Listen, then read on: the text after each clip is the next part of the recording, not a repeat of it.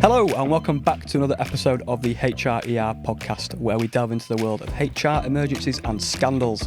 Don't forget to follow and subscribe to HRER on your favourite podcast platform. Get ready for scandalous stories, lessons learned, and a generous dose of advice for HR professionals for navigating the HR landscape. Our goal here is not just to entertain, but also to help you learn from the topics we touch on in order to save your business from its own emergency. When IT go into the computer, they're going to find evidence of inappropriate material that he has accessed.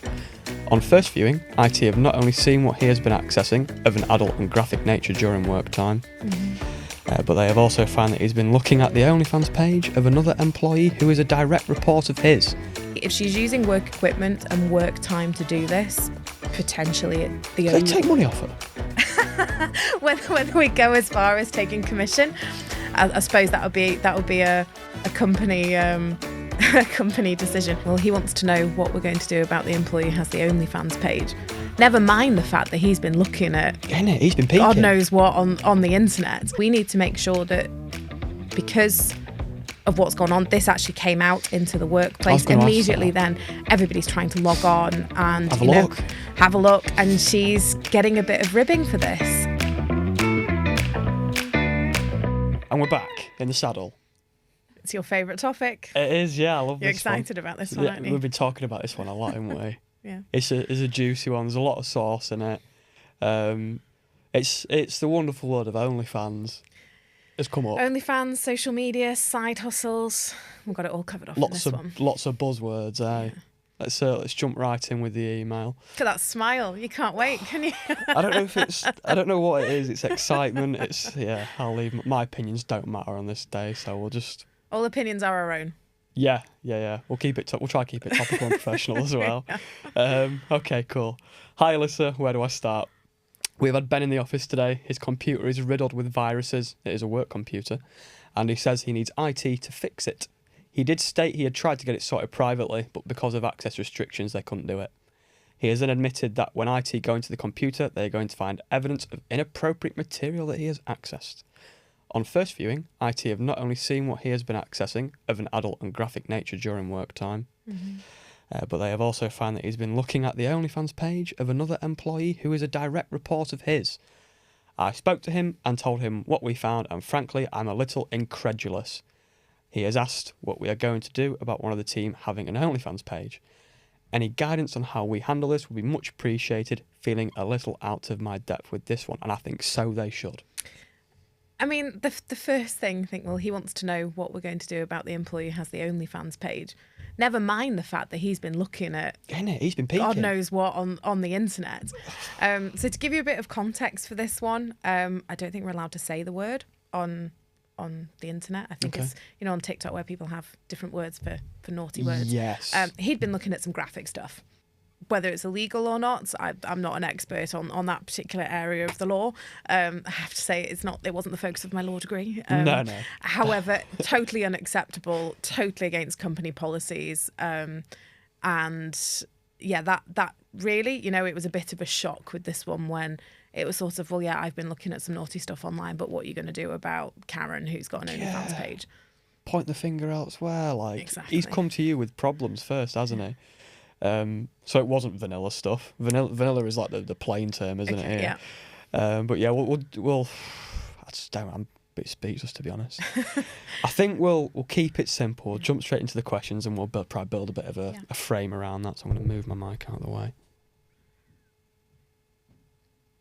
Okay.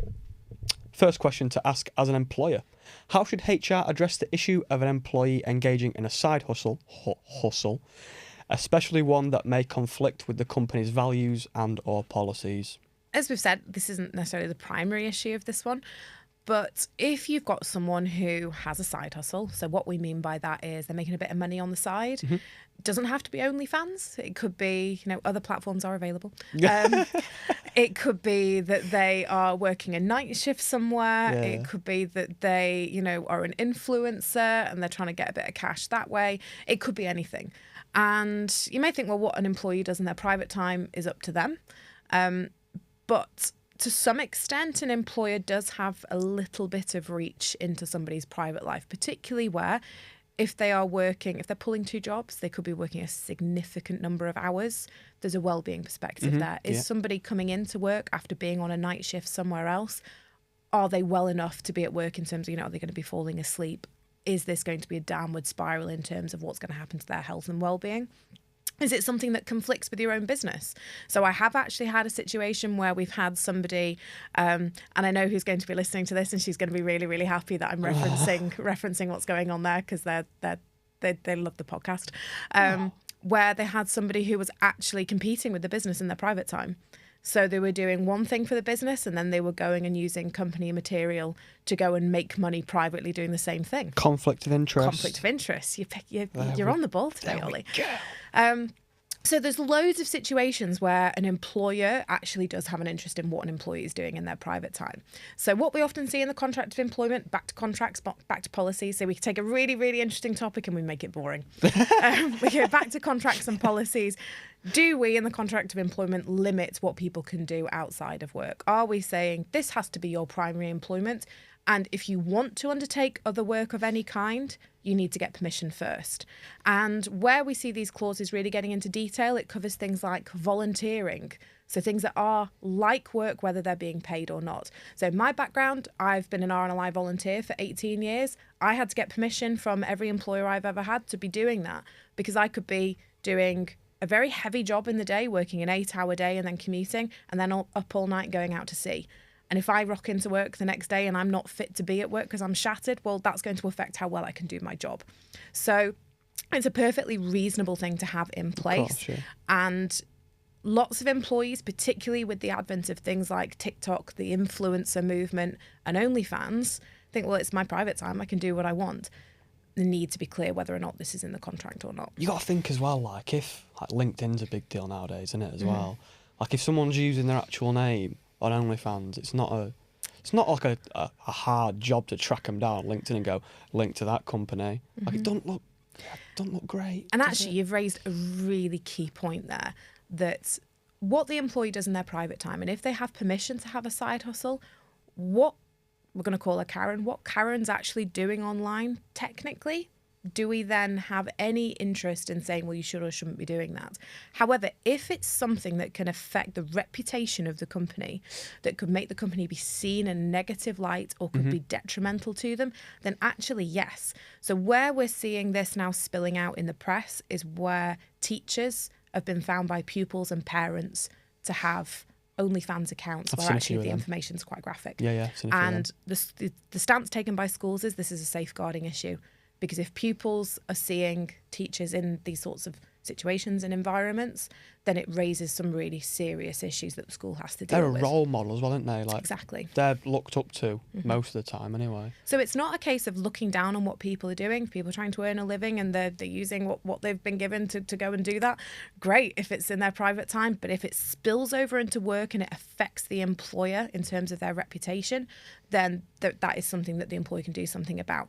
And one of the first cases we saw around this was where the employer actually lost. So it was a supermarket, I think, from memory, and there were some employees who were messing around in the warehouse with plastic bags, and the logo of the supermarket was visible on the bags. And so they were obviously not working, for want of a better word, dicking around in the warehouse. Yeah. And I believe the employer, from memory, this is an old case, it's when YouTube was relatively young, they dismissed them. And when it got to tribunal, turned out it had only been viewed 12 times. Oh, so the damage was relatively... So enormous reputational damage. It's been seen by a whole of... That was sarcasm. Maybe not even 12 people. Probably 3 people had watched it a few times. Yeah. So we've got to be reasonable in terms of, is there really reputational damage, or are we just overreacting and using that as an excuse? 12 views, probably not enough. If it's been viewed 100,000 times and it's really easy to link you to the employer, like you said, with a name and their company on LinkedIn or on Facebook, sometimes people put where they work, then it's an easier jump to make. But yeah, reputational damage for an employer is something that they can consider when they're looking at things like employees who are on OnlyFans. There's an old adage, isn't there, like sort of death by association. Exactly. Which is, I think it's appropriate there. Wicked. Second question from an employer standpoint. What is classed as inappropriate content? Is there an unfair bias in the workplace between men and women? So again, really interesting question. You're on the ball today, Ollie. You're on fire. This is a controversial one, isn't it? So I'm going to take this question in two parts. Firstly, what's inappropriate material? Because we've still not kind of gone, was it Kevin, Steve? What was the guy's name? I think it was Kevin. Kevin, yeah. So Kevin, who's been looking at naughty stuff on his computer. The line's relatively clear on what's acceptable and what's not. And actually, we don't even really need to go into that definition. It's a work computer. Is it work related? Probably not. Therefore, depends what they do, I suppose. But, yeah. I'm going to assure you, in this situation, it was definitely not work related. He's crossed a line. Yeah. The fact that he's done that, this is a really serious disciplinary offence, and there's enough there.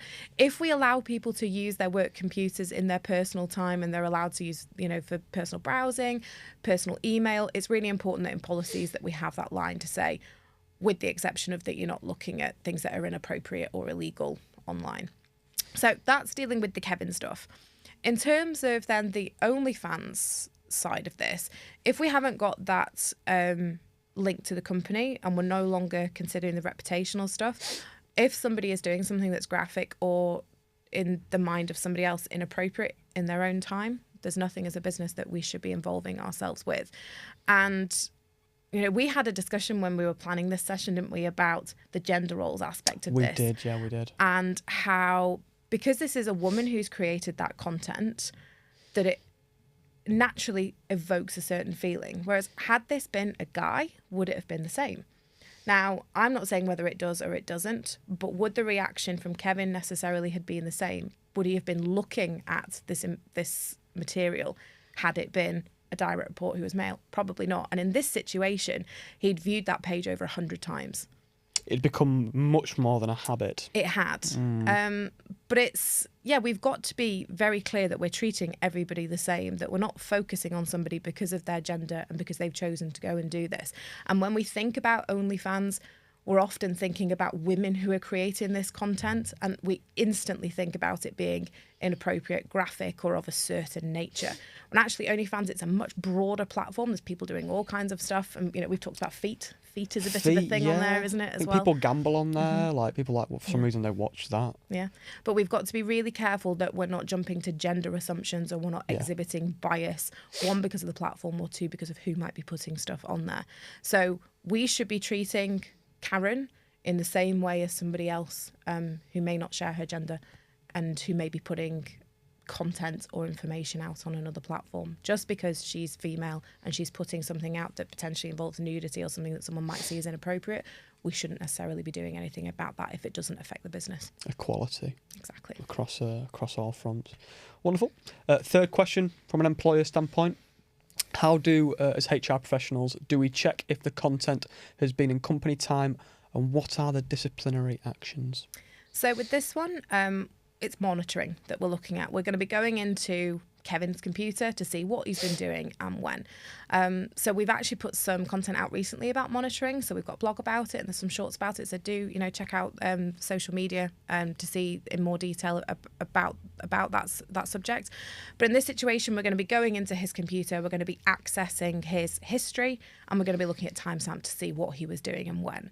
Now, there could potentially be an argument if he was doing this in his private time. Well, what's the big deal? But if we have a policy that says absolutely nothing of this nature on a company computer, then we are absolutely justified in taking action. And in Kevin's instance, we've got a few angles here. One, he's using a company computer for things that he shouldn't be doing. Two, he was doing it during work time, so he was looking at inappropriate material when he was supposed to be working. And where we actually got him on this one with an additional allegation was the level of interest that he was showing in this employee with the OnlyFans page. As I said, he'd viewed this page over 100 times in a very short period of time. And his attitude when he was confronted about it was, what are you going to do about her? It's a very unhealthy dynamic with a co-worker, isn't it? It is. Very and immediately he was blaming her. Yeah. Well, it's her fault for having this page. It's her fault for putting that content out there. Totally unacceptable. No accountability. It was him whose behaviour has fallen below a certain standard. And actually, when we were looking at the behaviour online, it was bordering on an obsession. So that was something that we took extremely seriously. He was dismissed. And I believe actually she took some private action in terms of restraining order type behaviour because Really? it had started to cross that line. You know, when you do, I'm not sure how much you had to do with like the nitty gritty of it, but can you see like how long he'd spent on each page and stuff? So I'm not an IT expert, but No. the report that we had in this, it showed that he had spent some considerable time on those pages. Really? As well, like if that's done in sort of company time, is it company property? Time theft? That Is that one, what you're talking about? Yeah. So where he spent time doing things when he should be working. Yeah. The term we use is time theft. So he's being paid to work, but actually he's doing other things. It's time he has technically stolen from the business. And I think there was a Canadian case recently where this went to their equivalent of a tribunal and the employer won. Because when you take the value of that time, so say if someone's paid £20 an hour and for 5 hours a week they're doing the personal stuff rather than work stuff, you clock that up over a year, you're looking at thousands potentially. £100 a week, so time theft, that's the term that we use when we talk about that. Do you always see memes about like people going to the toilet in work time, like it adds up, doesn't it? If you, I don't know if you've seen that. You must have done, surely. I mean, I'm not suggesting that we go and time toilet breaks so that we're, we don't want to be drifting into that when thinking about time theft, but it's where people are really, really taking the mickey. So when we were on one of the earlier podcasts, we talked about the guy who was watching snooker playing poker. That would be a really good example of time theft. And this one, it's not necessarily the primary issue because of the really kind of sinister nature of his conduct. That's the bigger issue here. But certainly, if we were struggling in terms of proof for how serious that conduct was, the time theft would be something that we consider here. But it's really key while we're on this one is that we also mention, how Karen's then treated at work afterwards. We need to make sure that because of what's gone on, this actually came out into the workplace immediately. Then everybody's trying to log on and have a look, and she's getting a bit of ribbing for this. And from the one hand, you say, well, you put this information out there, you are being paid for all these views, so the fact that people are looking at it, she's probably a bit happy, bit of a sort of month-end bonus from OnlyFans. Yeah, definitely. But we need to be very careful that, again, it's not spilling over into workplace behaviour, that she isn't treated any differently at work because of the content that she's putting out online. You leave it at the door, don't you? Leave it at the door. Leave it at the door. Lovely. Last question from an employer standpoint. When it comes to company property, what are the potential legal ramifications of inappropriate material for the company? So in this instance where we think about Karen, if she was making this content on a work computer in work time, potentially the content she's creating belongs to the company. Oh. So, I mean, whether the company wants to be in the business of OnlyFans, probably raise some eyebrows or some questions. I should think so. But actually, if she's using work equipment and work time to do this, potentially Could they take money off her? whether we go as far as taking commission, I suppose that would be a company a company decision. I suppose if they started doing that, they'd potentially be condoning it. Would that be pimping? Professional pimping. Who knows? But let's not go down that rabbit hole. So this is some direct advice. If you find that your employees are creating OnlyFans account on work time, that the acceptable thing to do is not to take money from them. It is to deal with this under company policies. There we go. So we've got that serious message out there. We're not taking money from staff members for this. Look, it wouldn't be what I would lead with, which is, well, thank you very much for creating all this unique content for us. It would be, it's not an appropriate use of company devices. You could ask that the stuff's deleted. It's on company devices. It belongs to the business. And also if that account has been created using things like company email addresses, we could even go as far as potentially asking for it to be closed down, because if it's linked to a company email address. So there's loads of kind of ins and outs there of that. What the term that we use is intellectual property. So who owns that IP? Also, we need to consider if it's not an OnlyFans issue, but actually someone who is using a work computer then to look at content, is actually how secure is that content? Are they opening up company systems to viruses, which is what happened with Kevin here? His entire computer got infected. It cost this company a fortune because then had to make sure that all their servers, cloud storage and everything was still secure. So it's not just what they're looking at, it's what they're then exposing company systems to. So in terms of things like GDPR, it could lead to a data leak, which could mean the company gets in trouble with the ICO. There's massive fines when things like that go wrong. So this is something that can really balloon into a much, much bigger issue. So there's lots to think about here in terms of, if people are using company connection systems or computers when they're accessing this kind of stuff. IP. Wonderful. That wraps up the employer bit, and we'll go on to the employee section now. This is more of a statement. I'm struggling with personal challenges or financial pressures that has led me to engage in inappropriate behaviour at work. How would you sort of tackle that statement from an employee? So if Kevin came to us and said the reason that I've been looking at naughty videos online and stalking my direct reports is because I'm having a rough time, we can consider that as part of his mitigation.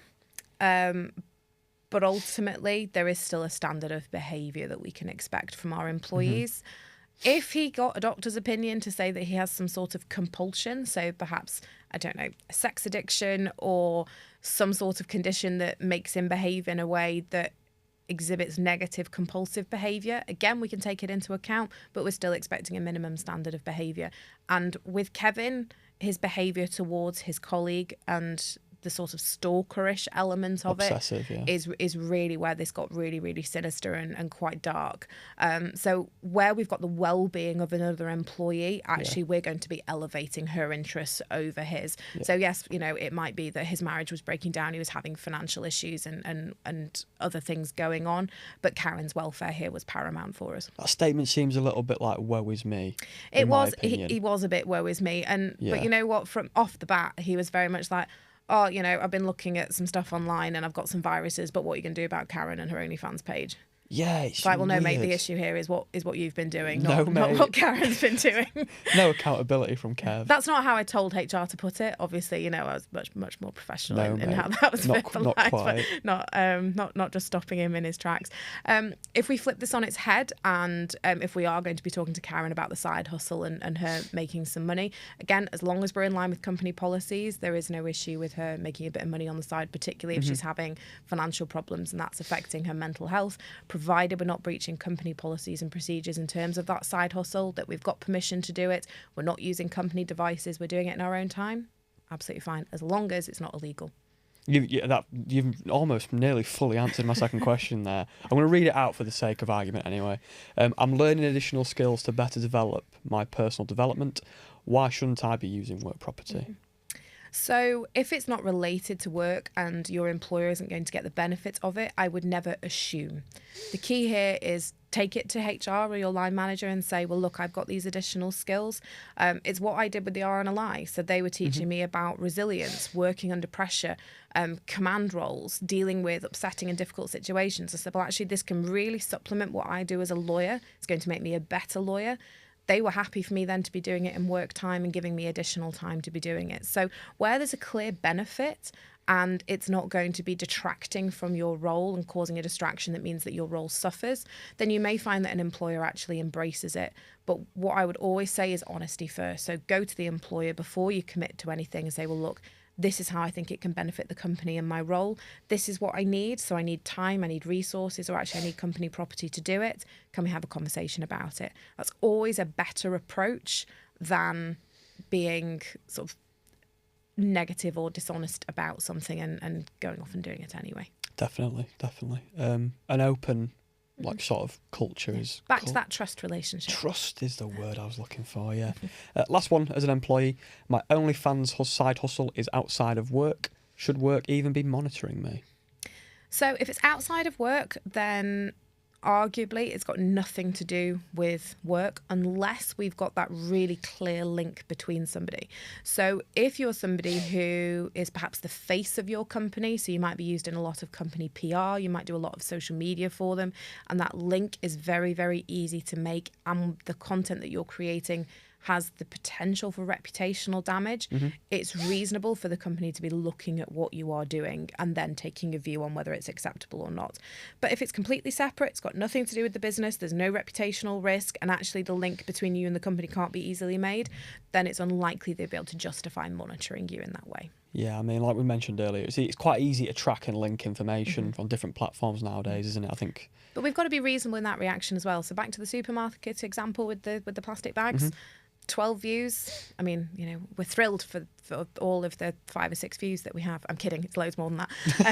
You know, I wouldn't want to detract and say 12 isn't a lot, but let's be reasonable. Have we destroyed the reputation of a multinational supermarket because 12 people saw a video on YouTube? Probably not. No. So we need to be proportionate and reasonable in how we respond. Back to that reasonable word that we use so often in employment is, have we taken a knee-jerk reaction? Have we put our own biases and our own opinions on something rather than taking a step back, taking a breath and thinking, well, actually, what's the real impact of what's gone on here? Use your own discretion. You can use your own discretion, but we've got to be reasonable with it. Be reasonable. Right, lovely. Lessons learned. So what emergency measures can HR departments take to make sure this doesn't happen in both sides doesn't happen in the workplace? What policies are we putting in place here? So there's loads here, isn't there? It's, you know, we've actually, in terms of themes, we've talked about quite a lot. Say from the first off is review your IT and security policies. Really, Kevin shouldn't have been able to access any of these sites. When we think about things like, I mean, again, I'm not an IT expert, you know, founded a tech company, should know this stuff inside out, but we'll get there. He should have been hitting a dead link, really, when he tried to access some of these pages. Yeah. He should never have been able to access this on work systems or on a work computer. So review with your IT what it is that keeps people safe whilst they're at work. Secondly, make sure your policies are robust. So if we can't do it from a technological standpoint, it might be the budget that's an issue or that you don't have IT to lean on, is make sure that the policies are very clear about what you can and what you cannot do on work time and on work devices. Make sure that your monitoring clauses are up to date as well. So if you suspect somebody's doing something, that you've got reasonable grounds then and the ability based on policy or contract to go onto that device to see what somebody has been doing. And then finally, the side hustle aspect as well. So making sure that we're clear on what the contract and policies say. Are we going to be approving things like this or not?